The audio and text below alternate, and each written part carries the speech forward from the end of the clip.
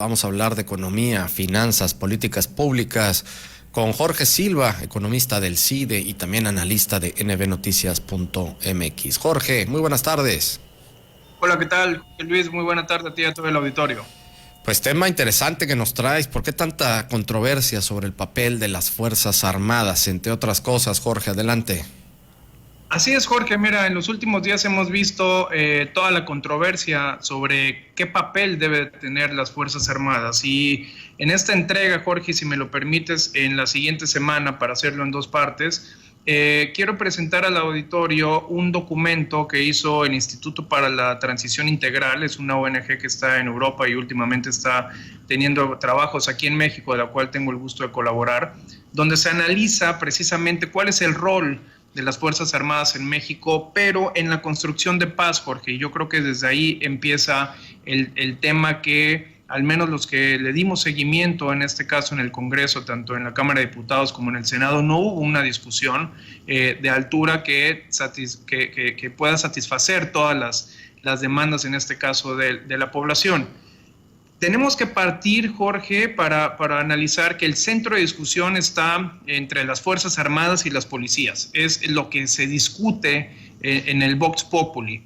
Y preguntarnos cuál debe ser el rol precisamente de lo que conocemos como el Ejército, la Marina y la Policía Civil ante todos los niveles de violencia que hay en México, con el objetivo de llegar a un tema y empezar a construir y hablar de paz. ¿Qué incentivos también debemos analizar necesitan los policías? Que tú sabes, el auditorio sabe que hay municipios que ya no tienen policías, hay estados que necesitan de otro tipo de fuerzas para tener el orden, y qué incentivos necesitarían para sustituir precisamente a las Fuerzas Armadas. Y creo que hay una necesidad muy amplia, Jorge, de que el debate público no tenga conclusiones simplistas, que no tenga quiénes son los buenos, quiénes son los malos. No es únicamente, Jorge, una necesidad de devolver los militares a los cuarteles, sino hay que hacer, yo creo que un proyecto de seguridad nacional y construir precisamente el tema de paz. En este contexto, Jorge, nada más para recordar al auditorio, se aprobó, que las Fuerzas Armadas regresaran a los cuarteles hasta el 2028, estaba planeado para el 2024, para ejercer temas de función de seguridad pública. En el trasfondo de todo es el por qué el presidente está metiendo a las Fuerzas Armadas en todo, por qué tienen funciones que por lo general hace civil. Estamos ya en la parte de la militarización, lo cual ha tenido graves consecuencias en otros países cuando se ponen en funciones mucho dinero, muchos recursos para una institución que está dedicada a un fin específico. Es decir, ¿qué es lo que estamos viendo? ¿Qué es lo que estamos analizando? Para este caso también hay que entrar con la premisa, Jorge, de que la gente, el común denominador de la gente, ubica a las Fuerzas Armadas como la Sedena, que es el Ejército, lo que vemos en las calles, la Marina y últimamente la Guardia Nacional. Y preguntarnos aquí, ya para ponerlo en contexto, si hoy México, por ejemplo, tiene una amenaza externa que requiera el uso de una fuerza militar. Estos son las claves, yo creo, que no se empiezan a analizar o no se estructuraron de manera adecuada, por lo que este grupo de expertos que se reúne y trata el tema en 8 puntos, los cuales vamos a platicar en 2 ahorita, para ver cuál es realmente la problemática y qué es lo que habría que discutir. En primer lugar, Jorge, hay una caracterización muy mala de la violencia en México, ¿sí? Es decir, siempre es una guerra con el narcotráfico, siempre es una guerra contra las drogas. Es cierto, es un problema y es muy grave. Se deja de lado, sin embargo, otros tipos de violencia del fuero común, la violencia entre mujeres, la violencia laboral, la violencia de las familias, cualquier otro tipo de violencia del fuero común, todo cae prácticamente en una violencia de narcotráfico, de crimen organizado. Hay que preguntarnos si México está en paz o de guerra para que las Fuerzas Armadas estén actuando ahorita en las calles y desde ahí partir.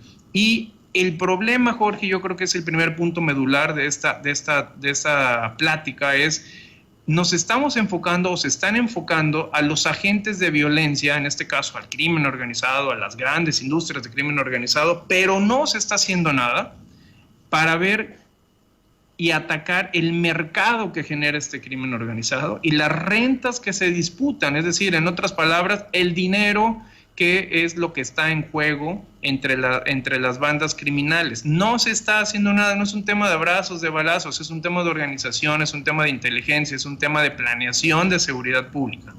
Y como segundo punto, Jorge, que el grupo de expertos llega a una conclusión es, hay una falta de claridad en los conceptos, Jorge, que pareciera irrisorio, donde estamos en un tema de 4 años con el ejército, de que construyen, de que hacen, supervisan, nada más falta que ocupen ya secretarías de civiles, pero hay una falta de claridad en los conceptos, y me explico aquí. Hay 3 tipos de seguridad, 3 grandes tipos de seguridad en el argot del sistema. Uno es la seguridad nacional, Jorge, donde todos los países tenemos, incluyendo México, a la Marina, al Ejército, ante amenazas de factores externos. Es decir, es la seguridad nacional. Dios no lo quiera, toco madera, un país quiere invadir a México en estos días. Tenemos una fuerza armada para una seguridad nacional. Hay un segundo bloque, Jorge, por ponerlo en otro extremo, que es la seguridad pública, lo que conocimos en algún momento como los policías municipales, como los policías estatales, esto a nivel general, a nivel país, y que son instituciones, y aquí viene el truco, que son instituciones de carácter civil, donde nos quisieron vender a la Guardia Nacional como una institución de carácter civil, y ya empiezas entonces aquí a traslapar. Ya el tema de la Guardia Nacional, que tendría que ser una institución civil, ahora pasa a ser parte de la Fuerza Armada, pero realmente no era una institución civil, sino era un ente que estaba combinado con gente de las Fuerzas Armadas. Por lo tanto, hay una separación, no hay una distinción, de los conceptos entre lo que es una seguridad nacional y lo que es una seguridad pública. Y peor aún, Jorge, hay un tercer concepto que ni siquiera está definido en reglamentos, en la Constitución, ni siquiera lo tenemos y ni siquiera se discute, que es la seguridad al interior. Y esta seguridad al interior, Jorge, entendida como un ente, llámese civil, llámese de inteligencia, organizaciones, burós de investigación, que deben de estar en medio de la parte nacional con respecto a la parte pública, es decir, respecto a las Fuerzas Armadas, y en medio actuando como un actor mediador entre las Fuerzas Armadas y las policías locales, las policías estatales, es decir, las policías civiles. Por lo tanto, ¿a qué nos lleva esto, Jorge? A la primera conclusión: tenemos un marco jurídico incompleto, donde ni siquiera se tiene una definición de qué es la fuerza interior, que permita algo coordinar entre Fuerzas Armadas y las fuerzas de orden público, es decir, las policías. Por lo tanto, estamos hablando ya prácticamente de un Frankenstein, ¿no? Donde se cae siempre en lo simplista, donde ante la falta de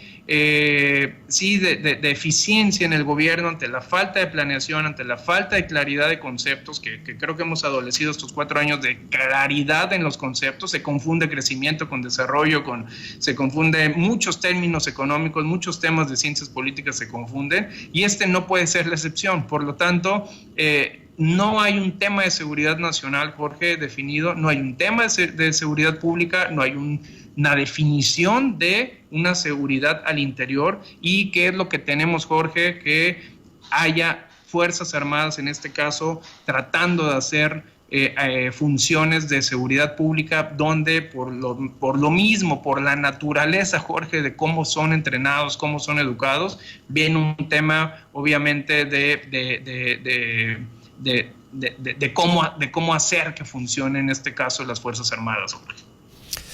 Jorge, nos das una explicación muy amplia, muy completa, obviamente, de esta circunstancia. A ver, pero si hago la pregunta y tú la dejaste aquí en toda esta explicación que nos diste, determinar si estamos en guerra o no estamos en guerra. Yo haría esta pregunta: con más de 125,000 asesinatos dolosos que provienen, y la gran mayoría es por todo este embate contra el crimen organizado y lo que se hace o se está dejando de hacer para poder resolver esta problemática en el país, pues por ese número de asesinatos, no estaríamos hablando de que sí estamos en una guerra y confrontados contra el crimen organizado, es decir, el Estado mexicano contra el crimen organizado, porque hay que ponerlo en perspectiva.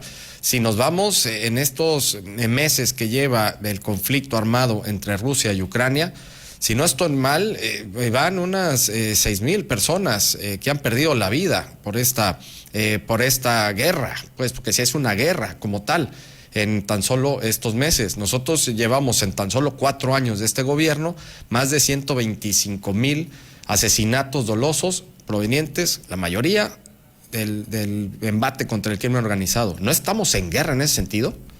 Totalmente, Jorge. Y aquí viene el tema de la pregunta, en este caso a las autoridades. ¿Consideran que están en guerra? Ellos dicen que no, ¿no? Consideran que hay masacres, que son 20 muertos, que son 20 muertos en una masacre un día y al otro también, que el promedio es entre 80 y 100 personas. Y esa es una parte elemental que estás preguntando, Jorge, de la falta de claridad en los conceptos, es decir, de quién es responsabilidad. Entonces empieza la responsabilidad de que no es un tema de fuero común, es un tema de fuero federal, por lo tanto son Fuerzas Armadas, pero tú no tienes policía estatal, no, yo no tengo presupuesto para la policía local. Es una indefinición, Jorge, que no hace, que es la segunda conclusión que te quería dar, que es no hace una presencia del Estado con toda su institucionalidad, y hay que reconocerlo. Les cuesta mucho, o el debate se trata de omitir entre si no hay una falta de Estado. Sí hay una falta clara de Estado, ¿no?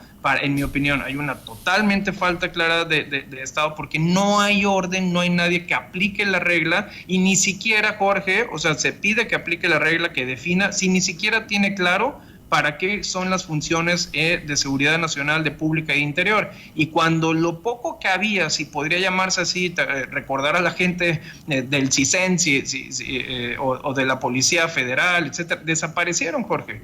Por lo tanto, aparte que el marco jurídico es incompleto, desbarataste todas las instituciones buenas, malas, perfectibles, en mi opinión, pero las desbarataste. Por lo tanto, solamente seguridad nacional, pública e interior la están haciendo las Fuerzas Armadas. Entonces, el debate ya no se vuelve debate, y por eso mismo yo creo que hay demasiada confusión en los conceptos y demasiada simplicidad cómplice, en este caso, de cómo ejercer o cómo llevar, en este caso, las riendas de un Estado. Simplemente sobrepasado el Estado, lo quieran reconocer o no, Jorge. Sí, se está pisando sobre suelo que no está firme, y es una problemática, por supuesto, y es un sinsentido lo que se está haciendo, porque no hay un objetivo claro y bien estructurado de cómo hacerlo. Por toda la explicación que nos das, Jorge, pues me parece excelente tu análisis. Vamos a continuarlo la próxima semana con los otros puntos que también hiciste y desarrollaste en este gran trabajo, Jorge. Muchísimas gracias. Gracias, Jorge. Son 6 puntos más, y nuevamente la invitación sería a las autoridades públicas, ojalá no estuvieran de acuerdo en lo que yo estoy diciendo, que yo no soy autoridad, pero que se sentaran en la Cámara de Diputados y de Senadores a discutir algo, Jorge, que creo que es lo lamentable de este caso. Es realmente lo lamentable. Jorge, muchísimas gracias. Gracias, Jorge. Un saludo a ti y a todo el auditorio. Muy buena tarde. Muchas gracias a Jorge Silva, analista de nbnoticias.mx, es economista del CIDE, hablando de economía, finanzas y políticas públicas.